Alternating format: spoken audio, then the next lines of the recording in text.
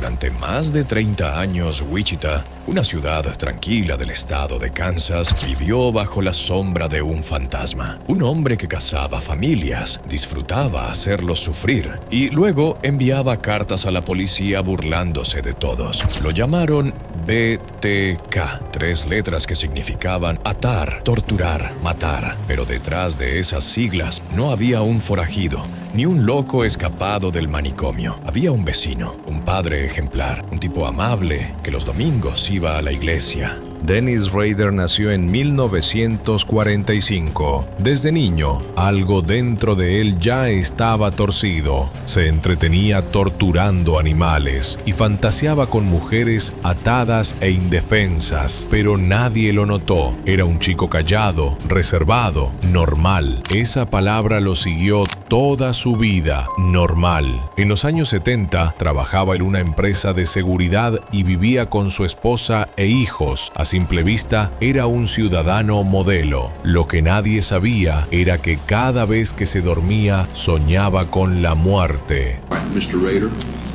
I need to find out more information. On that particular day, the 15th day of January, 1974, can you tell me where you went to kill Mr. Joseph Otero? Somewhere between 7 and 7:30. This particular location, did you know these people? No, that was part of my, I guess my what you call fantasy. These people were selected. All right, so you were engaged in some kind of fantasy during this period of time? Yes, sir. All right. Now, when you use the term fantasy, is this something you were doing for your personal pleasure? Sexual fantasy, sir. I see. So you went to this residence, and what occurred then? Era el 15 de enero de 1974. El sol apenas tocaba los suburbios de Wichita cuando BTK golpeó por primera vez. Entró a la casa de la familia Otero. Allí estaban Joseph, su esposa Julie y 2 de sus hijos, Josephine y Joseph Jr. Rader los sometió uno por uno. Los ató con cuerdas, los torturó, los asfixió lentamente. Cuando terminó, observó la escena con una calma que solo él podía sentir y después lo escribió. En su cuaderno, con letras frías, BTK nació hoy. Did some thinking on what I was going to do to either Mrs. Otero or Josephine, and basically broke into the house, or didn't break into the house, but when they came out of the house, I came in and confronted the family, and then we went from there. All right. Had you planned this beforehand? To some degree, yes. After I got in the house, I lost control of it, but it was, you know, in the back of my mind, I had some ideas what I was going to do, but I basically panicked that first day. So Beforehand, did you know who was there in the house? I thought Mrs. Otero and the 2 kids, the 2 younger kids were in the house. I didn't realize Mr. Otero was going to be there. All right. How did you get into the house, Mr. Rader? I came through the back door, cut the phone lines, waited at the back door, had reservations about even going or just walking away, but pretty soon the door opened and I was in.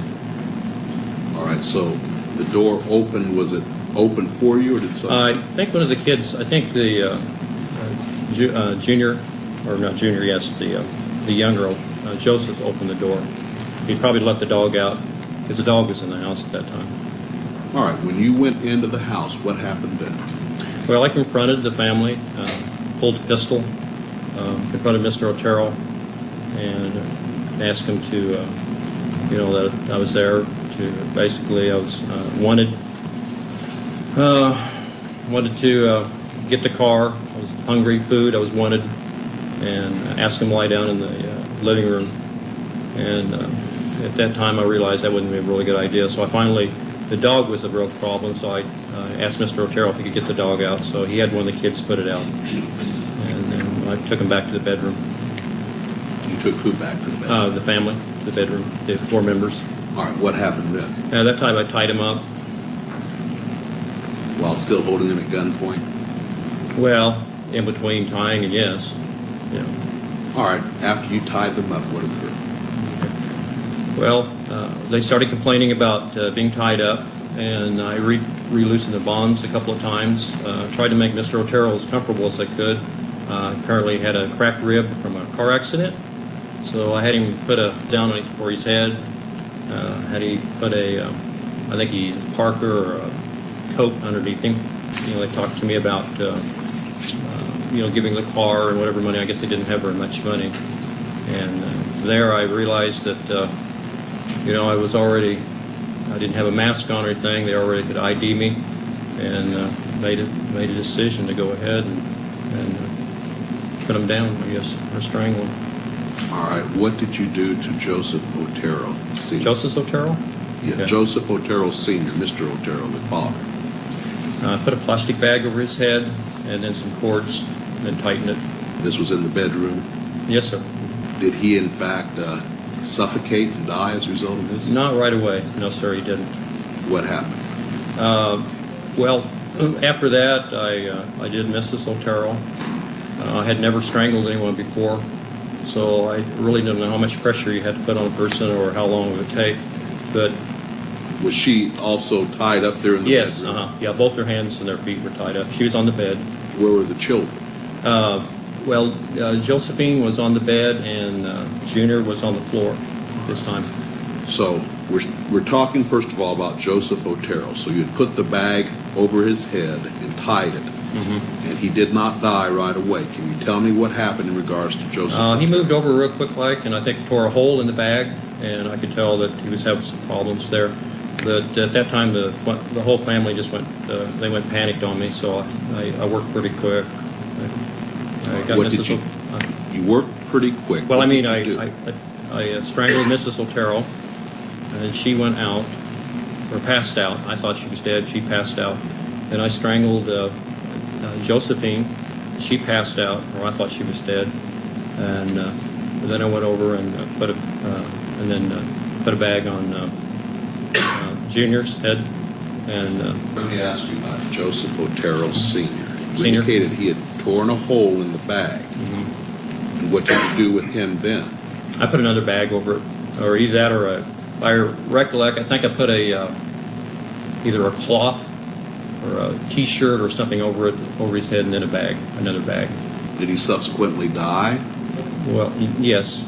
Durante un año entero no hubo más muertes, pero Rader no se había detenido, solo estaba planificando. Vivía su vida como un hombre cualquiera, mientras su mente creaba listas de proyectos. Así llamaba a sus futuras víctimas. Cuando encontraba una mujer que lo atraía, la observaba durante semanas, estudiaba su rutina, sus horarios y hasta los mapas del barrio. BTK no improvisaba, calculaba. En 1977, atacó nuevamente. Sus víctimas, Shirley Vian y Nancy Fox, ambas asesinadas en sus propias casas. Pero lo que más perturbó a la policía no fueron los crímenes, sino las cartas. Rader empezó a enviar mensajes al periódico local, describiendo los asesinatos con detalles que solo el asesino podía saber. Terminaba sus cartas con 3 letras escritas en mayúscula: BTK.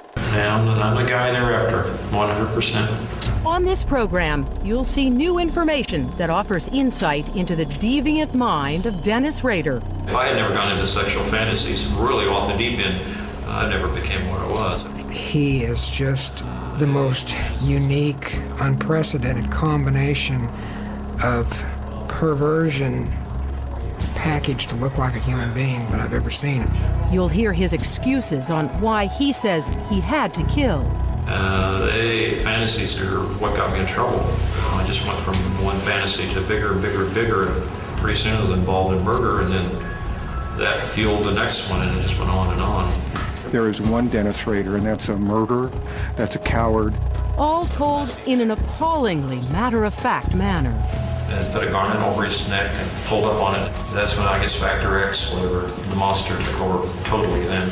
There's no monster in him. He is the monster himself. BTK quería atención, necesitaba ser reconocido. En una de sus cartas escribió: ¿Cuántas veces tengo que matar para tener un nombre? Para él, El miedo era un escenario, los titulares eran su aplauso, y cada vez que veía su apodo en los diarios, su ego crecía. La policía intentaba decodificar sus mensajes, pero BTK los manipulaba, jugaba con ellos, los hacía sentirse cerca para luego desaparecer. I got this fantasy. I started working out this fantasy in my mind, and once that person became a fantasy, I could just loop it over. I'd lay in bed at night thinking about this person, the events, and how it's going to happen, and it became a real, almost like a picture show.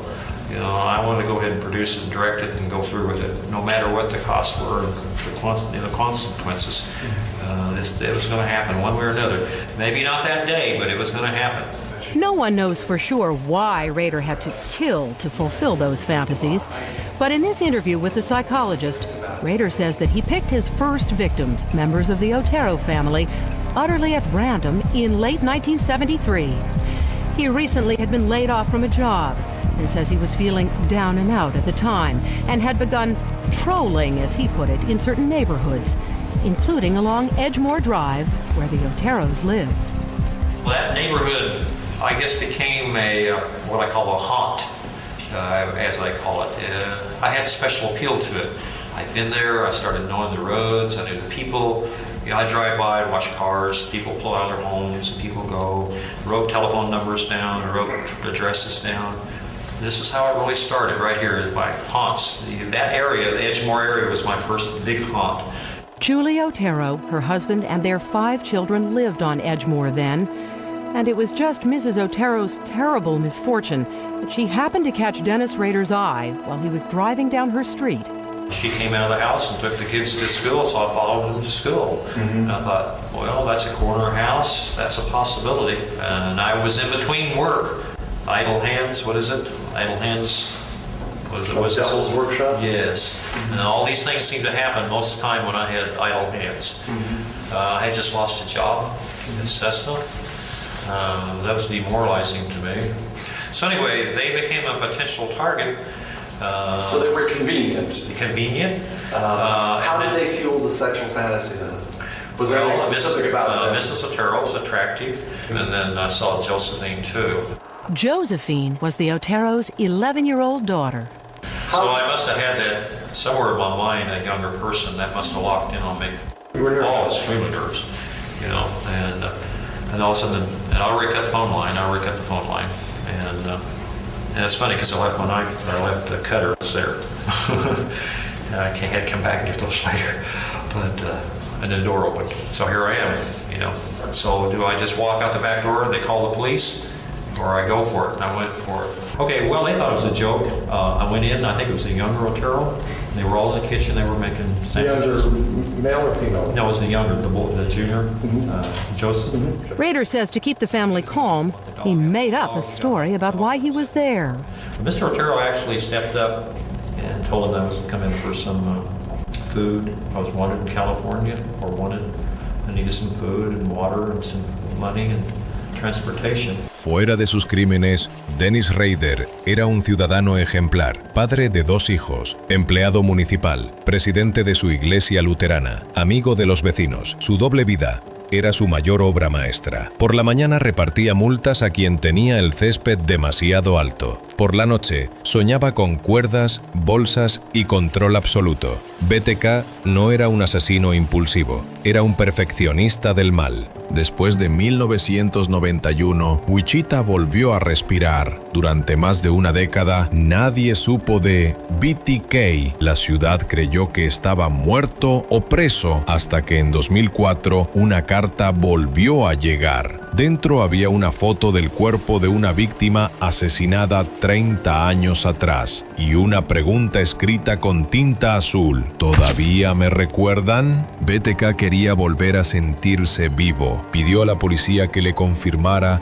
si podía comunicarse mediante un disquete. Los agentes, desesperados por atraparlo, respondieron en los medios: sí, puedes hacerlo, es seguro. Él les creyó y cayó. El disquete contenía metadatos que revelaban el nombre del usuario, Dennis Rader, y el lugar donde fue usado, una iglesia luterana. La cacería había terminado. El 25 de febrero de 2005, la policía detuvo a Rader mientras conducía hacia su casa. No se resistió, no preguntó por qué. Solo dijo: supongo que saben quién soy. En el interrogatorio, habló durante más de 30 horas. Describió cada crimen con una calma clínica, como si estuviera leyendo un informe de trabajo. Los psiquiatras que lo evaluaron coincidieron. Rader era un narcisista extremo, con rasgos obsesivo-compulsivos. Su placer provenía del control total, no del dolor físico.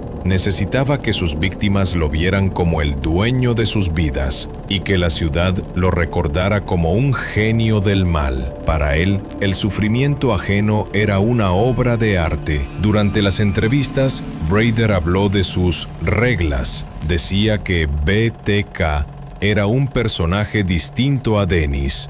BTK tenía un código, planeaba, escribía y cumplía sus rituales.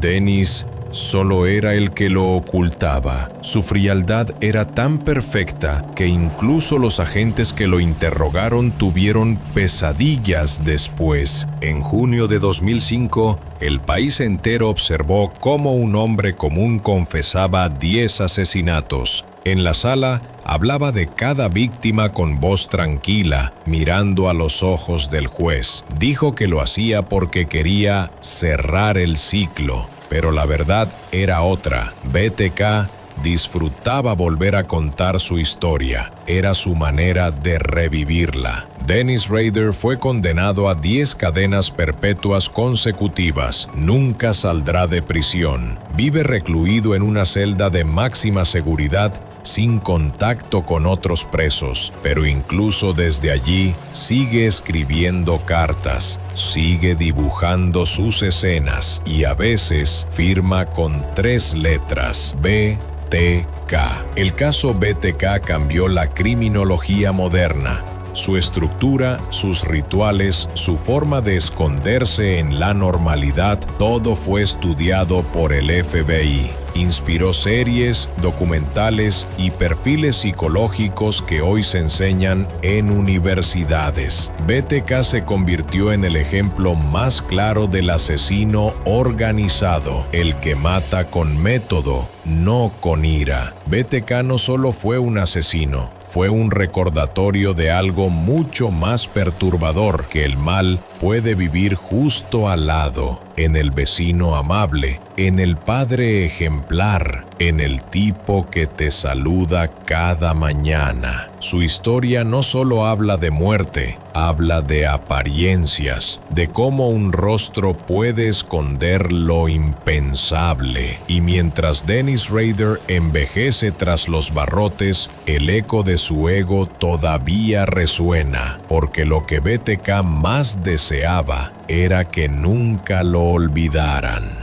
One of the things that I can tell you about is how he was regarded by other inmates in the prison and what his life was like. Other inmates didn't typically like Dennis Rader. There's a few reasons for that. One, he primarily preyed upon women, and people who prey upon women and children in prison aren't well liked at all.